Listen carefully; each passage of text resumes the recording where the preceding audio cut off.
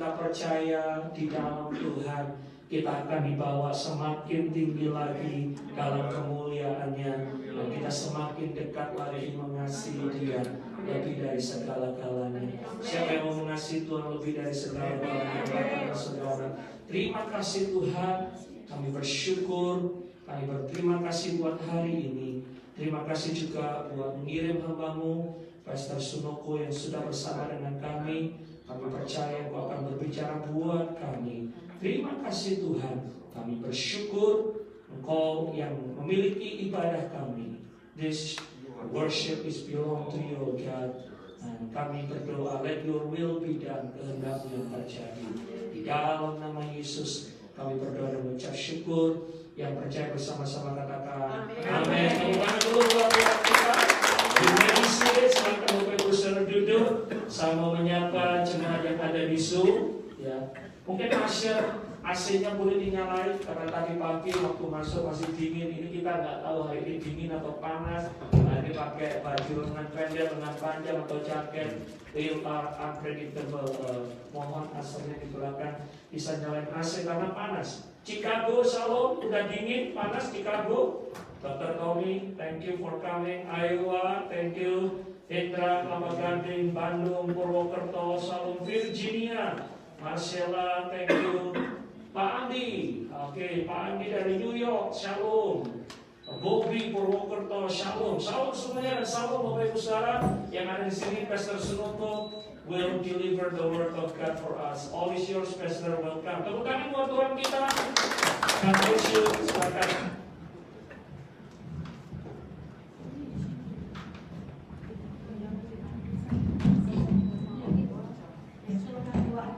Shalom, selamat pagi kepada jemaat yang di sini.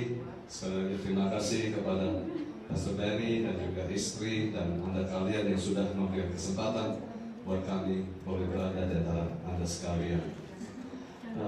Sebelum kita membaca firman Tuhan, semua kita setuju lah ya, sejak Maret tahun lalu sampai sekarang ini kita masih menghadapi satu pandemik yang dikenal dengan COVID-19.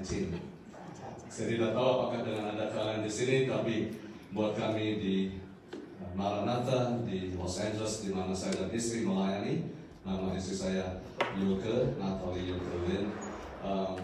Biasanya dia menemani saya, tapi kali ini dia tidak bisa hadir. Dan kami membawa salam dari jemaat kami di Los Angeles. Satu tahun ini memang sudah menjadi satu tahun yang penuh tantangan. Apalagi di jemaat kami itu cukup banyak yang bekerja di restoran, dan Anda tahu selama COVID restoran itu tutup dan mereka tidak punya pekerjaan. Tapi di tengah-tengah tantangan itu juga ada satu pelajaran yang baik untuk Anda, untuk kita sekalian. Dan pelajaran yang saya tekuni selama masa pandemi itu adalah dari buku yang ditulis oleh Rasul Yohanes, salah satu murid Tuhan Yesus, itu di kitab Wahyu. Saya menjadi gembala sejak tahun 2006, dan beberapa kali jemaat menanyakan kapan Anda bicara soal Wahyu. Saya ya setengah-setengah menolak istilahnya, karena Wahyu itu tidak gampang, dan semua kita yang sudah pernah mendengar Wahyu kita pun tahu bahwa itu bukan satu buku yang mudah. Anda juga perlu ketahui Bapak Rohani Martin Luther yang membawa reformasi di abad yang ke-16, beliau menulis setiap komentari dari setiap buku di Alkitab, dari Kejadian sampai kepada Perjanjian Baru, punya satu buku yang dia tidak tulis komentarinya, yaitu dari buku Wahyu. Namun di tengah-tengah pandemik saya menerima tantangan tersebut dan saya belajar. Memang tahun ini sukar, dan juga saya pun di tempat di mana saya bekerja, bos yang juga menjadi sahabat saya selama 28 tahun pun meninggal dunia Maret kemarin. Bukan karena COVID, tapi satu penyakit yang lain. Meninggal pada usia 75 tahun. Buat saya itu satu juga kehilangan yang besar, karena dia bukan hanya bos, tapi juga teman karib. Makan siang selalu sama-sama setiap hari ketika kami masuk dalam COVID. Tapi ada satu pelajaran yang selalu dia terapkan kepada saya. Satu nilai yang penting dalam hidup itu, apakah kita sudah jadi berkat? Apakah ada value yang kita tambahkan di dalam hidup orang lain? Jadi waktu saya membaca kitab Wahyu, mengingat pesan dari bos saya menyampaikan kepada jemaat, kita belajar kitab Wahyu bukanlah supaya kita semakin pandai atau semakin bisa menafsir kapan Tuhan Yesus sudah datang, tapi lebih daripada itu, ada pelajaran yang ditambahkan Tuhan di dalam hidup kita. Dan yang saya temukan ketika saya belajar kitab Wahyu, saya banyak dikuatkan oleh Tuhan. Cinta saya kepada Tuhan juga semakin dekat. Lagu tadi cukup baik yang mengingatkan, take me higher and draw me deeper. Dan saya berdoa supaya di habis firman Tuhan ini, Anda kalian pun go higher and go deeper with God. Mari sama-sama kita buka Wahyu pasal yang ke-13.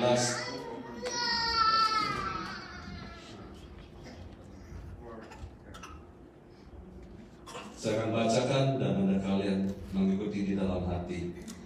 Ketika itu Markus 13, Wahyu 13, dan ia tinggal berdiri di pantai laut. Lalu aku melihat seekor binatang keluar dari dalam laut, bertanduk 10 dan berkepala 7. Di atas tanduknya terdapat 10 mahkota, dan pada kepalanya tertulis nama-nama hujat. Binatang yang kulihat itu serupa dengan macan tutul, kakinya seperti kaki beruang, mulutnya seperti mulut singa. Naga itu memberikan kepada kekuatannya dan tahtanya dan kekuasaannya yang besar. Maka tampaklah kepadaku satu dari kepala-kepalanya seperti kena luka yang membahayakan hidupnya. Tetapi luka yang membahayakan hidupnya itu sembuh. Seluruh dunia heran, lalu mengikut binatang itu. Dan mereka menyembah naga itu, karena ia memberikan kekuasaan kepada binatang itu. Dan mereka menyembah binatang itu sambil berkata, siapa yang sama seperti binatang ini, dan siapa yang dapat berperang melawan dia?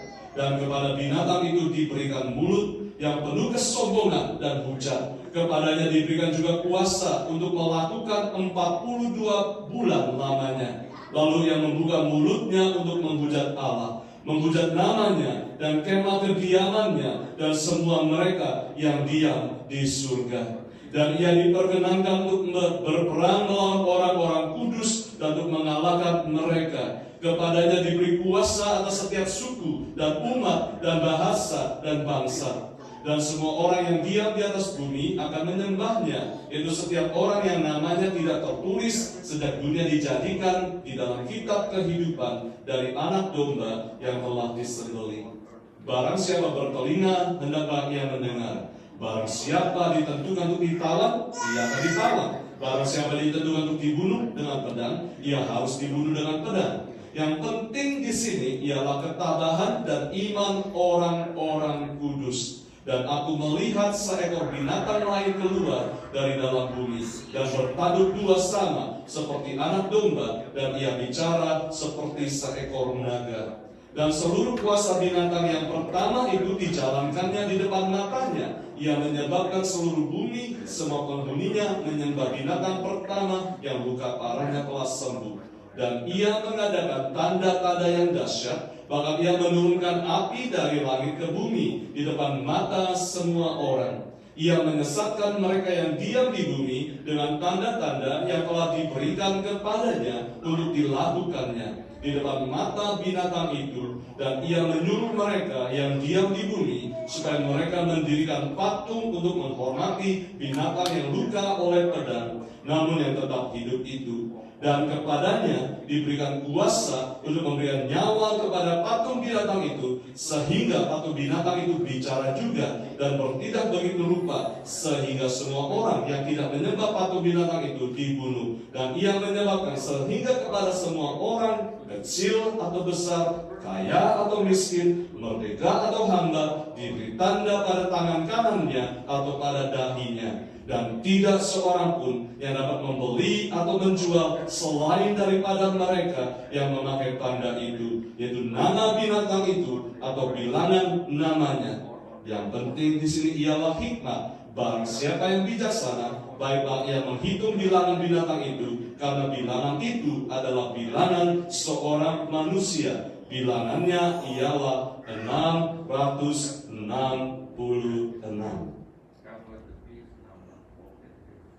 Saya amat yakin bahwa pasal ini bukanlah satu pasal yang asing kepada kita semua, apalagi kita yang sudah lama mengikuti Tuhan kita Yesus Kristus, dan juga kita menjadi besar di dalam gereja.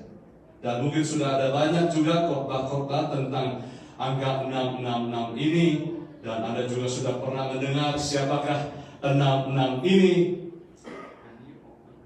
Ada yang pernah mendengar yang disamakan dengan angka 666 ini?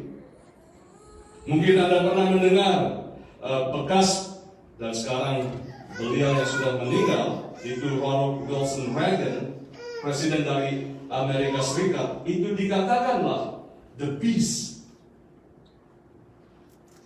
Karena beliau ini dari namanya saja Ronald Wilson Reagan.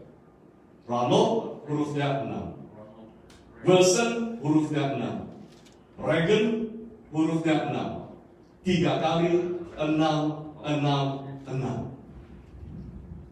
Dan beliau sesudah selesai masa jabatan di White House, membeli rumah di Bel Air, alamatnya 666 St. Cloud Drive, Bel Air, California. Tidak perlu cari lagi yang lain.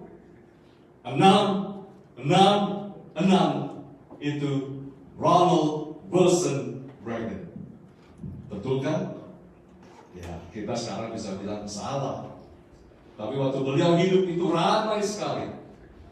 Termasuk saya pun juga berkata, jangan-jangan antikris itu dari Amerika. Sesudah Ronald Wilson Reagan, ada juga yang berkata 666 itu adalah Bill Gates. Ada yang menanam investasi di kripto, Bitcoin, Dogecoin. Tahukah bahwa Microsoft itu punya paten untuk cryptocurrency, dan paten tersebut nomornya WO2020060606A1 060606. Bill Gates itu adalah the beast.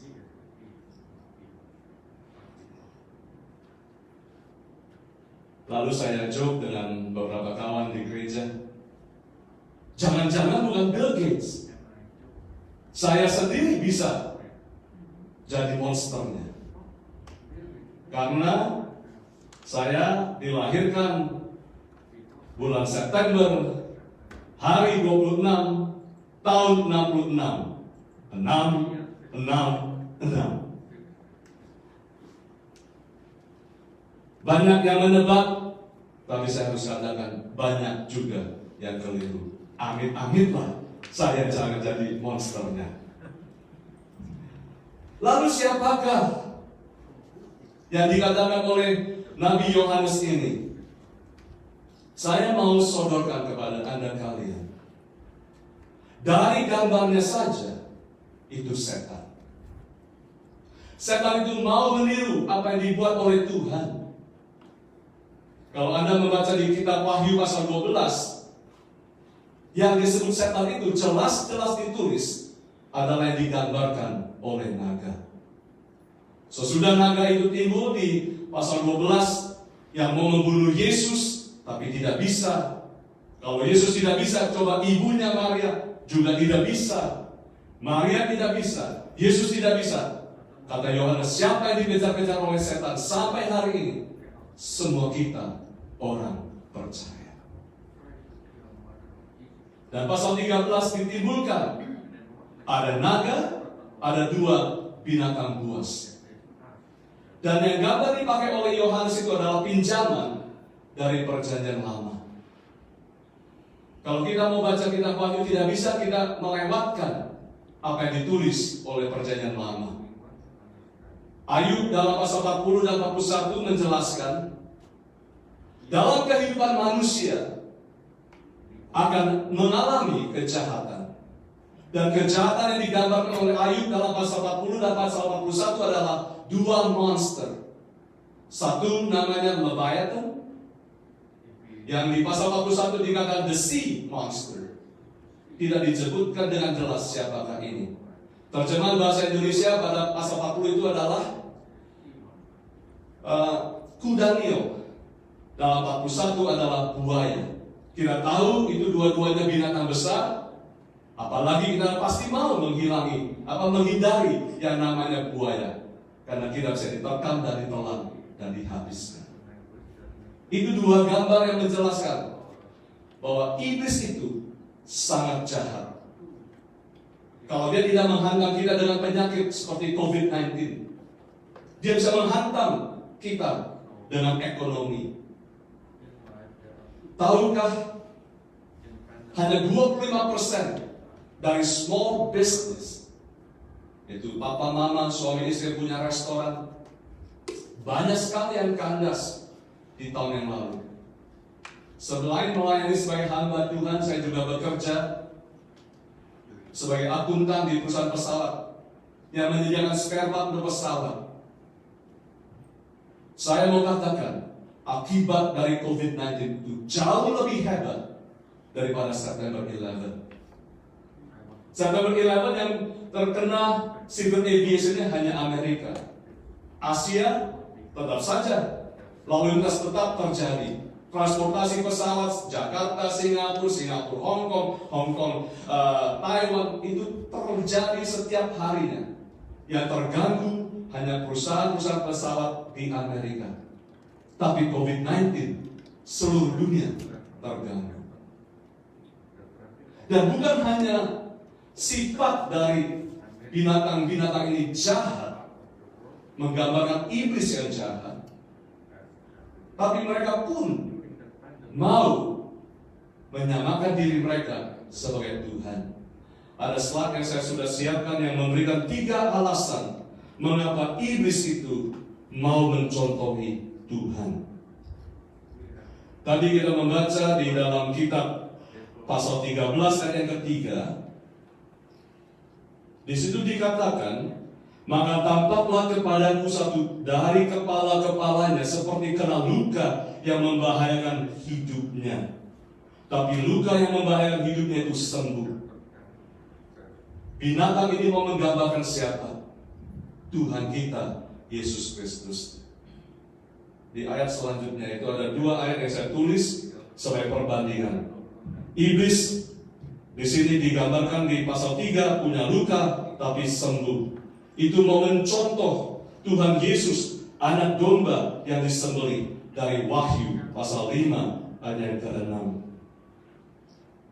Lalu tiruan yang kedua kita boleh lihat di sini pasal ayat yang ke-7 dari Wahyu pasal 13. Di sini dikatakan ia diperkenankan untuk berperang melawan orang-orang kudus dan untuk mengalahkan mereka. Sekali lagi siapa yang dicari oleh iblis? Kita, orang-orang percaya. Dan kepadanya diberikan kuasa atas setiap suku, umat, bahasa, dan bangsa. Tujuannya adalah supaya setiap orang, baik yang sudah percaya itu berkhianat kepada Yesus Kristus, atau yang belum percaya, terus-menerus tidak percaya kepada Yesus Kristus, tapi percaya kepada iblis. Itu yang ke-7, supaya setiap suku, umat, bahasa, dan bangsa. Oh, slide-nya nggak bisa jalan ya. Karena itu dapat bentuk image, jadi Anda harus ngerti. Kalau mau dicoba silakan, kalau tidak ya Anda bisa mendengarkan saya. Dan ayat 7 ini perbandingannya adalah kepada Yesus Kristus di Wahyu pasal 5 ayat yang ke-9. Saya bacakan dalam bahasa Inggris. The Lamb purchased men and women from every tribe, tongue, people, and nation.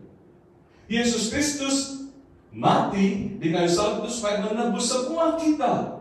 dari setiap suku, bahasa, apa yang dibuat oleh Yesus mau juga dicontoh oleh iblis.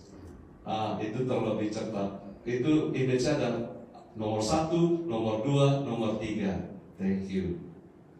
Nah sekarang contoh yang ketiga itu dari Wahyu pasal 3 ayat ke-4. Di sini kita baca, mereka menyembah naga itu karena ia memberikan kekuasaan kepada binatang itu, dan mereka menyembah binatang itu sambil berkata, siapa yang sama seperti binatang ini? Siapa yang dapat berperang melawan dia?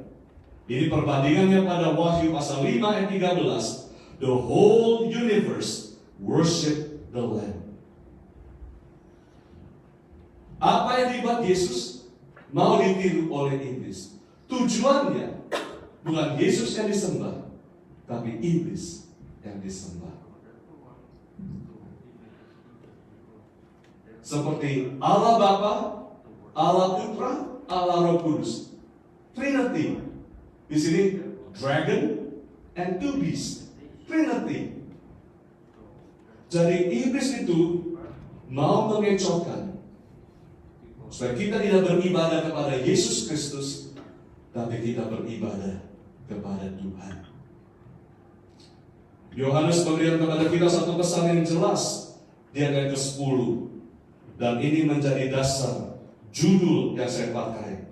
Kalau itu kenyataan hidup sehari-hari, bahwa kita akan dicoba, diuji oleh setan, supaya jangan lagi kita beribadah dan taat kepada Tuhan.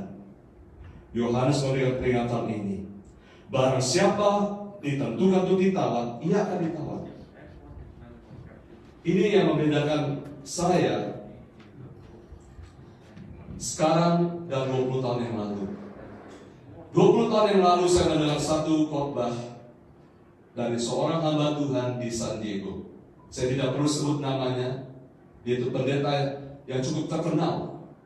Gerejanya itu Mega Church di San Diego. Dia berkata, kalau kita sudah mengikut Yesus Kristus, jangan takut.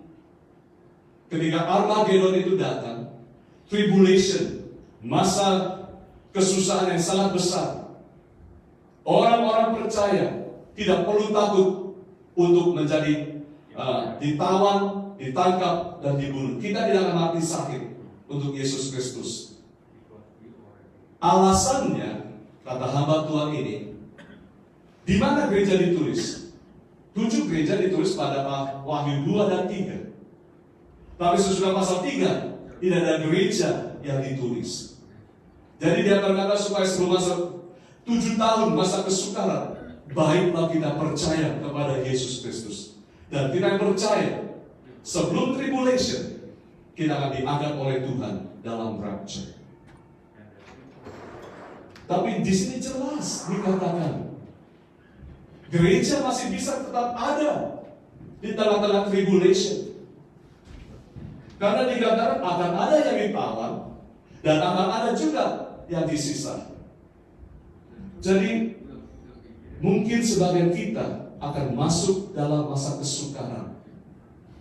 Tapi Yohanes mengingatkan kita, di masa yang sukar, ketika iman dari anak-anak Tuhan diuji, ingatlah ini. Yang penting di sini ketabahan dan iman orang-orang kudus. God wants us to stay faithful. There is no guarantee that even we profess we are the followers of Jesus, that we can escape tribulation. We can escape COVID-19. Di masa COVID ini, ada beberapa sahabat saya juga yang sudah meninggal karena COVID. Ada juga anggota jemaat, 2 malah anggota jemaat, orang tuanya meninggal karena COVID-19. Mereka orang percaya. Tuhan tidak menjanjikan kita akan bisa bebas dari ujian. Tapi Tuhan mengingatkan, di masa yang sukar pun, marilah kita tetap tabah kepada Yesus Kristus. Seperti ikan itu berenang di air. Seperti burung itu terbang di udara. Kalau saya boleh pinjam dari Wahyu pasal 10 ini, anak-anak Tuhan, naluri dan sifatnya adalah taat kepada Tuhan, bahkan di masa yang sukar sekalipun. Tapi apakah betul di tengah-tengah masa-masa yang sukar sejak Maret lalu sampai sekarang ini, semuanya itu buruk dan semuanya itu jahat? Saya mau berkata tidak demikian. Tahukah Anda kalian bahwa justru di masa-masa pandemik ini, sekarang saya mau bertanya kepada Anda kalian, jumlah penduduk di bumi ini 7 billion, ya, kira-kira lah 7 billion. Sekarang saya mau tanya kepada Anda kalian,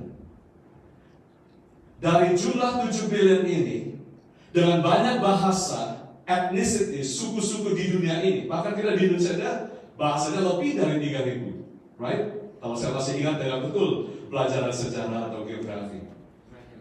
Ditambah bahasa-bahasa yang lain, bahasanya banyak, ribuan, puluhan ribu bahkan.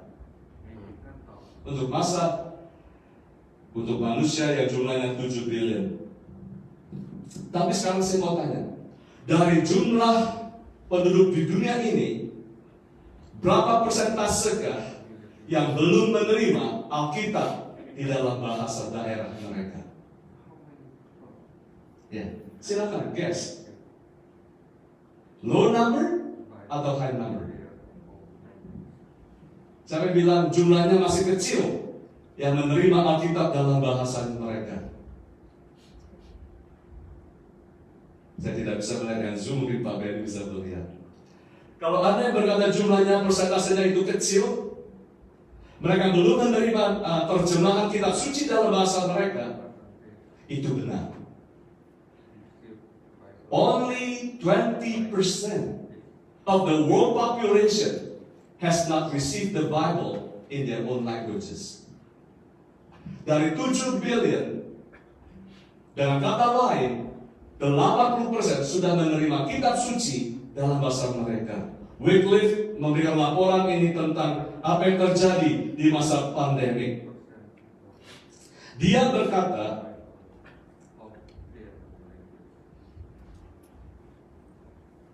selama masa pandemik sampai hari ini, itu setiap minggunya ada satu translation yang baru. Jadi kalau ini sudah lewat 1 tahun, 52 terjemahan baru itu dilahirkan setiap minggunya. Tahukah pesan Tuhan di dalam Matius 24 ayat 14 berkata demikian.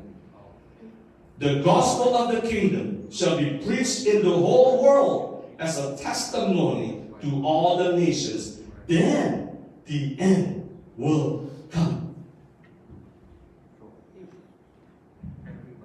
Yesus memberikan nubuatan dan janji. Dia akan kembali bukan sesudah COVID-19 selesai. Dia akan kembali kalau seluruh suku dan bahasa telah menerima Injil Yesus Kristus. Saya sangat bersyukur ketika membaca berita tersebut dari Wycliffe. Pertama, bersyukur. Jangan-jangan kita ini generasi yang akan melihat kedatangan Tuhan yang kedua kalinya. Karena dikatakan tinggal 20% dari penduduk dunia yang belum menerima Injil dalam bahasa mereka. So, saya berkata kepada jemaat saya dan saya akan berkata kepada Anda kalian. Menakutkankah COVID-19? Iya. Saya bekerja di aviation berkata iya. Dalam 1 bulan tahun yang lalu, Maret 20, semua usaha harus ditutup di Los Angeles. Kami menutup kantor. Dalam 1 bulan, April 15, kami harus buat keputusan 7 pegawai harus diberhentikan. Tapi saya juga mau berkata, di masa yang sukar ada berita pengharapan untuk kita. Alkitab telah diterjemahkan 1 minggunya, 1 terjemahan yang baru disampaikan. Jadi ini berkata kepada saya, meskipun dunia semakin jahat, meskipun dunia itu akan menghantui kita, orang-orang yang percaya supaya iman kita tergoyang. Saya mau berkata, berdasarkan yang kita baca di sini, naluri kita yang pertama, jadilah setia dan janganlah takut. Tadi ada gambar yang disebutkan angka 666 itu menggambarkan seorang kaisar yang namanya Kaisar Nero. The next picture, Nero Caesar itu adalah kaisar Roma yang namanya Kaisar Nero. Kalau dihurufkan dalam bahasa Ibrani-nya itu jumlahnya 666. Yohanes itu menggambarkan di abad pertama karena mereka semua fasih bahasa Yahudi, karena jemaatnya adalah orang-orang Yahudi. Dan Yohanes mau menggambarkan kalau itu 66 itu adalah Kaisar Nero. Dan Anda perlu tahu, itu kaisar yang sangat jahat. Satu hari ada kebakaran, banyak penduduk yang hilang rumahnya. Tahukah siapa yang dijadikan kambing hitam oleh kaisar ini? Orang-orang Kristen. Dan mereka ditangkap, dan siksaannya satu persatu itu dibakar di tamannya. Dia berkata tidak perlu api untuk menyalakan terang di dalam kebun di malam hari. Orang-orang Kristen itu kita taruh di mana? Diikat, lalu dibakar dan teranglah kebunnya Nero malam hari. Itu jahatnya Nero. Dan di tengah-tengah siksaan orang percaya, Yohanes berkata, jangan takut. Naluri kita haruslah bertahan, bertekun, setia di dalam Tuhan. Sekarang kalau kita fast forward ke zaman sekarang ini, apakah zaman sudah berubah? Tidakkah lagi ada ancaman dan kekerasan kepada orang-orang percaya? Lihat Afghanistan baru-baru ini. Ketika pemerintahan tumbang, Taliban naik, banyak orang yang mau lari karena mereka tahu kemerdekaan mereka, bebas ibadah, apalagi yang wanita yang bisa bekerja atau sekolah, tidak bisa lagi. Orang-orang jahat seperti Kaisar Nero masih juga bergentayangan sampai hari ini. Apa yang ditulis oleh Yohanes tetaplah berlaku kepada kita juga. Setia di masa-masa yang sulit. Lalu kita ini kan di Amerika, Pak. Ada satu jemaat juga bertanya, kita bukan di Afghanistan, nggak ada itu siksaan. Lalu saya tanya, apakah Anda baca berita-berita surat kabar di Texas 2 minggu yang lalu? Itu diberitakan kalau anak-anak kita misalnya mau mencanangkan dirinya yaitu sebagai gay atau lesbian, atau yang putra mau jadi putri, transgender, mereka tidak perlu lapor ke orang tuanya. Lapor ke sekolah, sekolah akan menyembunyikannya. Di sekolah yang sama, di awal tahun, mereka tahu murid-muridnya banyak dari orang-orang Kristen. Umur 13 tahun, pelajaran seksual, itu anak-anak sudah diajarkan untuk berhubungan. Baik itu heteroseksual, hubungan laki-laki dan wanita, ataupun juga gay seks, laki-laki dengan laki-laki. Umur 13 tahun. Orang tua bisa protes? Tidak. Karena itu kurikulum sekolah. Evil, kejahatan masih terjadi sampai hari ini. Memang betul mungkin kita tidak akan diseret ke pengadilan, disiksa seperti orang-orang Kristen pada abad pertama oleh Kaisar Nero, atau orang-orang percaya sekarang ada di Timur Tengah. Tapi setiap hari kita baca di surat kabar, kepercayaan kita kepada Tuhan, nilai-nilai rohani kita pegang, itu pun dihina.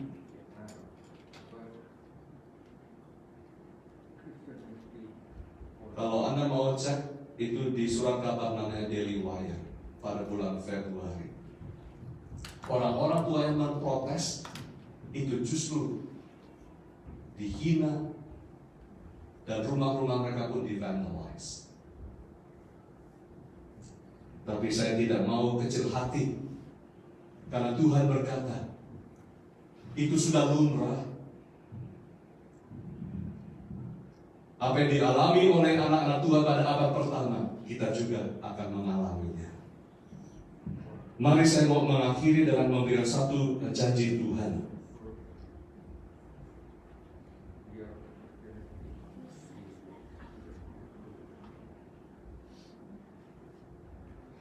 Wahyu pasal 19 ayat yang ke-6 sampai 7.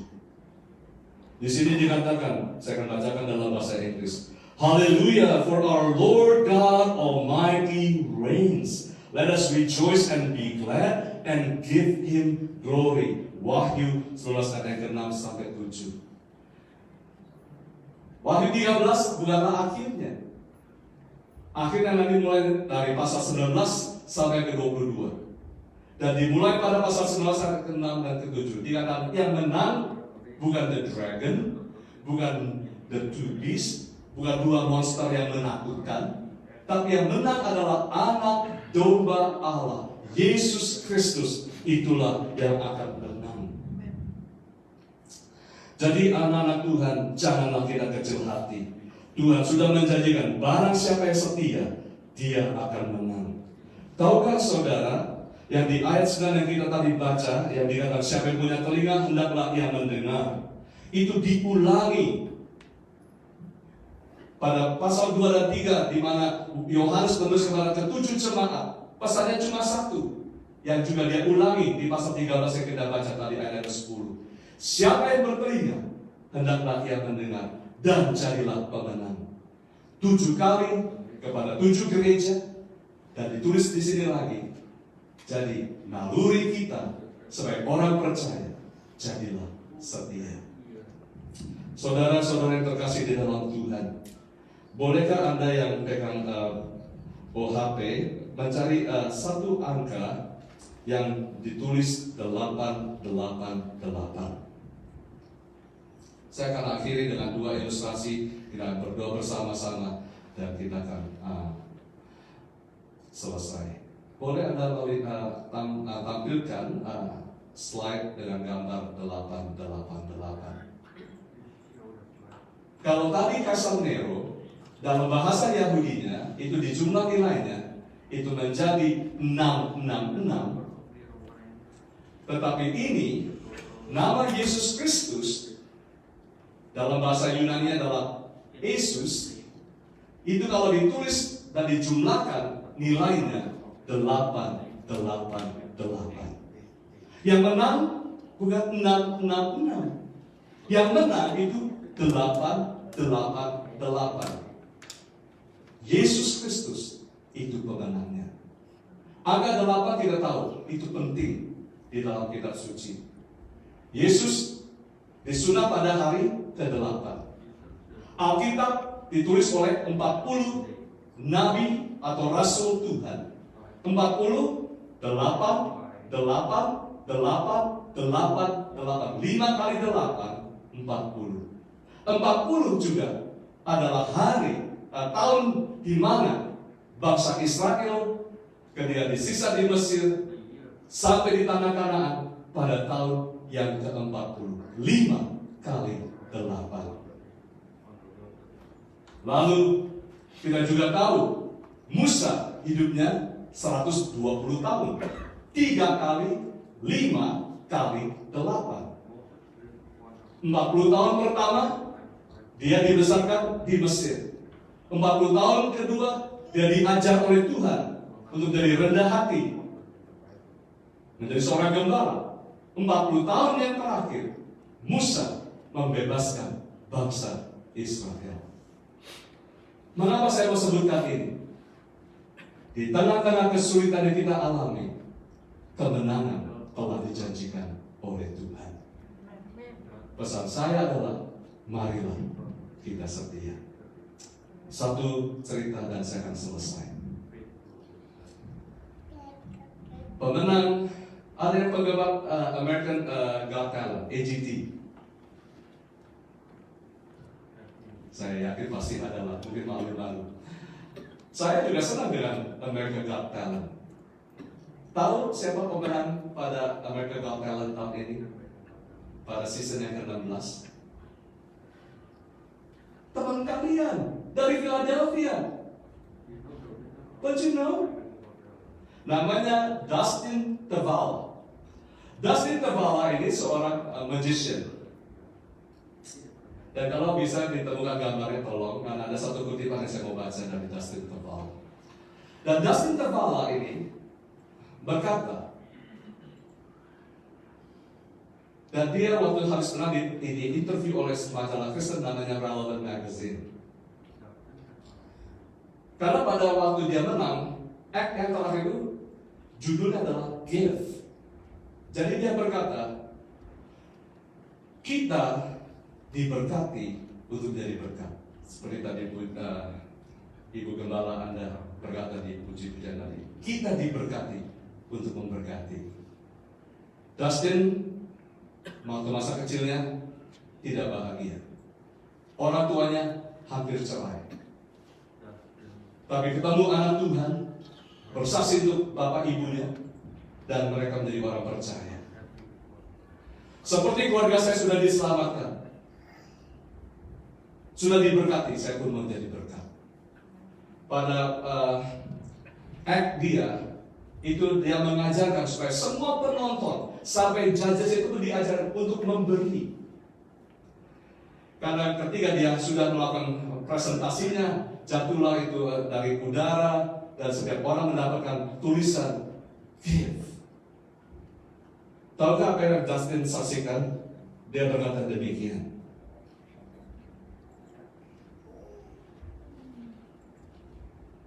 The main thing I want to do in my life is to celebrate God and celebrate the things that God's done in my life.